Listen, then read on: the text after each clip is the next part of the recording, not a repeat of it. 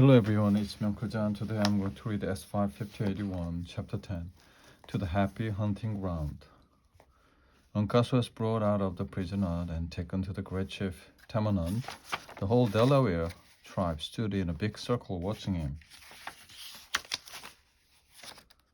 What language do you speak? Asked Tamenund. Delaware, like my father and his father, answered Uncas. Why do you crawl like a snake into the Delaware camp? Another chief spoke. He's a dog that follows English paths. You're a dogs that eat French food, replied Uncas, looking grimly around him. Many warriors jumped up at these words, but Tamenund made a sign to stay calm. Delaware, he continued, a warrior who leaves his tribe and leaves it during hard times is an able man twice over. My children is yours. Many of the warriors went forward to throw Uncas into the great fire that burned nearby. He will try to go to his friend. Hawkeye looked grim, and Cora threw herself at Tamanun's feet, asking him to save Uncas' life. Mohican stayed calm, even when a Delaware warrior pulled off his shirt, but immediately the Delaware stared at Uncas' chest and pointed to the blue tortoise on it. Who are you? Asked Tamanun. Uncas, jumping deer, son of a Chingachgook, the great snake. I had a friend called Uncas when I was young. He was a great chief.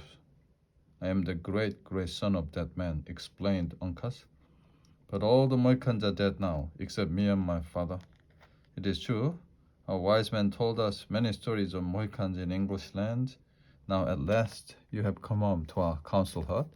Uncas now went and cut the rope around Hawkeye's wrist with his own knife.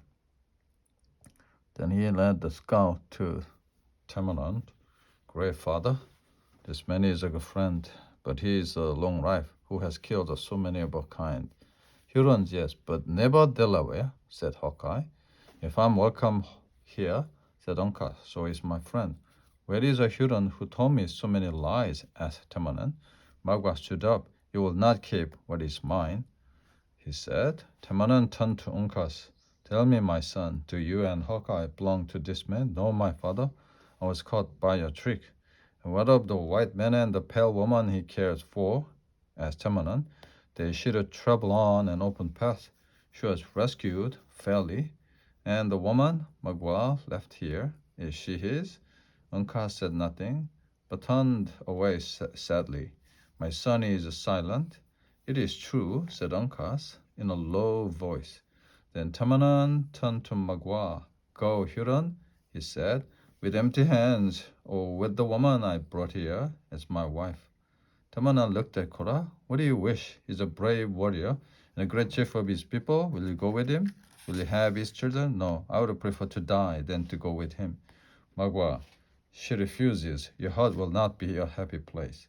Is Tamenund honest? Will he give Magua what he brought here? Asked the Huron. Go then. Take what is yours. Magua took Cora by the wrist and began to drag her after him. The Delaware just stood back to let him pass. Wait, cried. Leave her and take instead gold, silver, bullets, rifles, all that you need to be a great chief. Magua is strong, cried the Huron, shaking Cora by the wrist. This is his revenge on Monroe. One moment there, cried Hawkeye. Take me instead of the girl, and you can have my rifle. Kill deer, too. Magua seemed almost persuaded to accept what Hawkeye offered, but looking again at Cora, he said, Magua's plans do not change so easily. Then Uncas spoke. Tamanun's word is the law. The sun is in the tree branches, Huron, and you are free to go now with the woman. But when the sun is above the tree, there will be men on your tracks. Magua laughed at Uncas' words, and turning his back, dragged Cora out of the Delaware's camp back towards his own village. The Delawares watched them go grimly. Once Magua and Cora had disappeared, the Delaware camp became very busy indeed. Uncas put on war paint and led the other Delaware men in a war dance. Fighter after fighter came to join the dance, until all the warriors in the camp were there.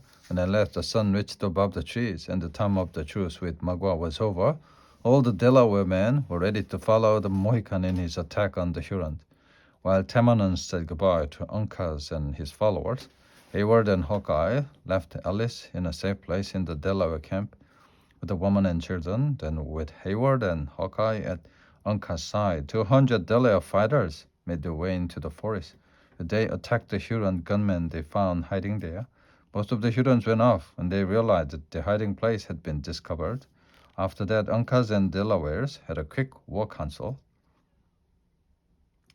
Uncas divided his men into different groups under different chiefs. Hawkeye was given a group to command, and Hayward chose to fight by the scout side.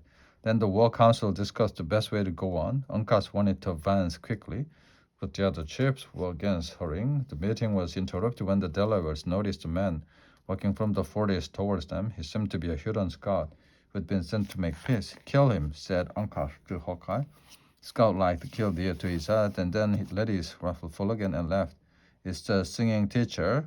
Hawkeye put down his rifle and crawled through the bushes until he was close to the man. Then he sang a few notes of an English hymn to tell Gamut that he was among friends. After that, he stepped out from behind the bushes and brought the singing teacher back to speak to the war council. The Hurons, with Magua at their head, are hiding in great numbers deep in the forest. Gamut explained when Hawkeye questioned him, and Cora is a prisoner in the cave. "The cave? Then we must rescue her at once," cried Hayward. Uncas looked at Hawkeye. "Give me 20 men," said the scout. "I'll go to the right, along by the stream, and past the Braver's Lake. We will get Mono and Chingachgook from the Beaver's Lodge and then attack the Hurons on the right. At the same time, you Uncas must attack Magua from the front.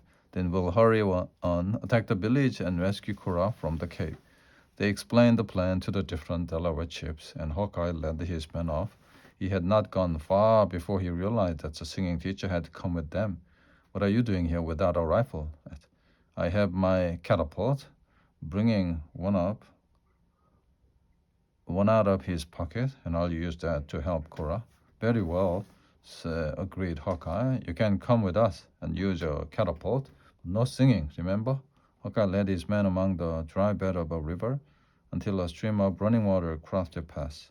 Now he decided it was the time to enter the forest. But as soon as Hawkeye's men appeared above the riverbank, they were met by a rain of Huron bullets, killing one of their men behind the trees.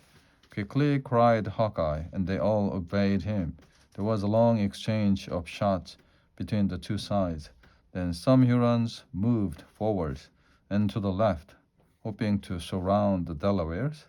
The situation was serious for Hawkeye's men. The trees no longer protected them. Suddenly they heard shots from Uncas' part of the forest, and the Hurons who were attacking them turned, confused. Hawkeye and his men immediately advanced, killing all the Hurons that they could. Soon after this, rifle shots came from Chingachgook and Mono at the Beaver's Lake. Shocked by this, the Hurons who were left ran off into the forest. Chingachgook and Mono joined Hawkeye and the rest, and they hurried to the center of the forest to make a quick attack on the Hurons' right, but Uncas attacked from the front. Uncas, who had seen Magua in the battle, went forward to attack him, but the Huron chief turned and hurried away from the battlefield, so the Delawares advanced. And soon the battle reached the Huron village. There was a fierce fight in front of the council hut, and the ground was quickly covered with Huron dead. Magua now ran off with 2 Huron warriors towards the cave. Uncas went after him at once, and he was followed by Hawkeye, Hayward, and Gamut. Difficult for the rescuers to see as they hurried along the cave's dark passages, but suddenly a white dress appeared in the darkness. "It's Cora." And they ran on faster than ever. Now the path lay up a slope, and the Hurons shot back down at them. At last they could see 4 dark figures standing for a moment against the sky above them. Magua was escaping to a cave entrance high up on the other side of the mountain. With a growl, Uncas ran out after him. "Stop, Magua," he called, shaking his tomahawk angrily. Cora, Magua, and the 2 Hurons were now on a high rock ledge. They had no more bullets left. "I will go no higher," cried As she looked down the mountain, "Kill me if you must, but I will stop here." The Huron chief pulled out his knife.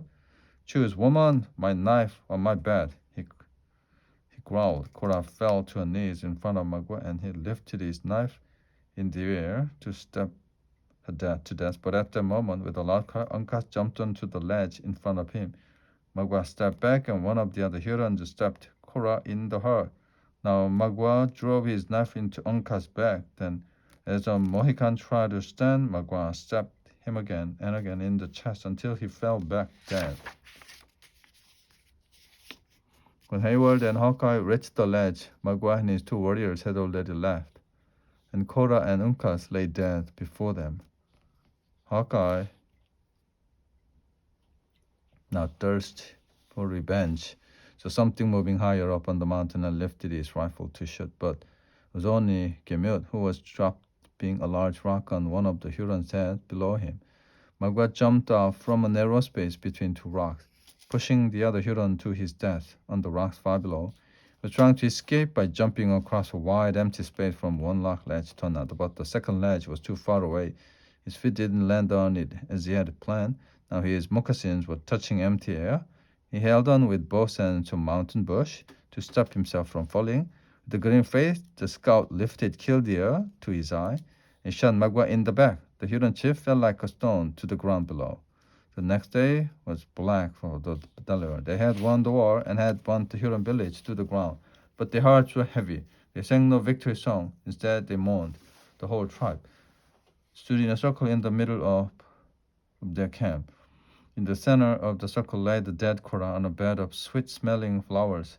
Indian blankets covered her, and 6 young Delaware women moved around her in a slow dance. His face full of sadness, and Gamo stood by his side. Hayward stood nearby, trying hard not to show his feeling. Next to this first group was a second, even sadder than the first. Sitting as in life was the dead body of Uncas, wearing feathers in his hair, necklaces, earrings, and the fine clothes of a Delaware chief. He almost seemed to be living, but his face was lifeless. Chingachgook stood in front of him. His face was a grim mask that gave no sign of feeling. Hawkeye stood nearby. Temonant was there too. At one person, the whole tribe mourned the death of Uncas and of Cora. They carried Cora's lifeless body up a small hill. They put it deep in the earth between some trees. Gemut sang a sad song. After that, they put on Uncas deep in the earth, lying with his face to the east. They covered his body with earth and leaves. Then Chingachgook spoke. "Why do my brothers mourn? Why do my sisters cry? Uncas has gone to the happy hunting ground. He was good and brave.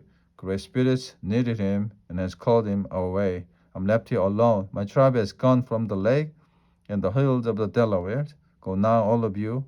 I will not stay with you long. The time of the red man is finished, and the earth now belongs to the pale faces. This morning I saw the sons of a tortoise strong and healthy, but now I have lived to see the last of the Mohicans." The end.